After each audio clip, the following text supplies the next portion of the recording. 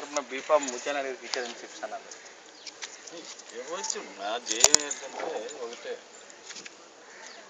పార్టీకి కట్టుబడి మా ధ్యేయం అంతా జగన్మోహన్ రెడ్డి గారు ముఖ్యమంత్రి అవ్వాలి. దానికోసం పార్టీకి కట్టుబడి. అంటే ఇప్పుడు విడివిడిగా ఒక పార్టీకి చెందిన ఇద్దరు ప్రముఖ నాయకులు విడివిడిగా నామినేషన్ ఇస్తే కార్యకర్తలకు జనాలకు రాంగ్ మెసేజ్ పోయే అవకాశం ఉంటుంది కదా. రాంగ్ మెసేజ్ ఎందుకు వెళ్తుంది? విత్డ్రాస్ అయిన తర్వాత కలిసి తిరుగుతుంది, దానికి ఏముంది? విత్డ్రాస్ అయ్యే వరకు టైం ఉంది కదా.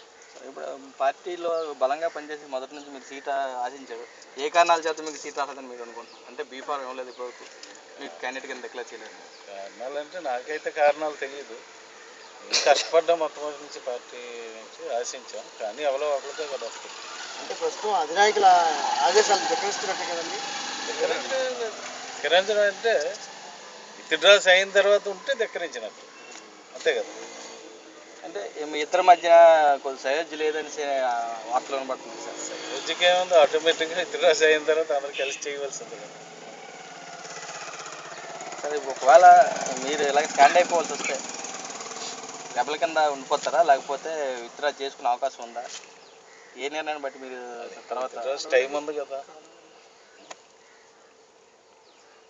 సరే, ఓకే. Thank you sir.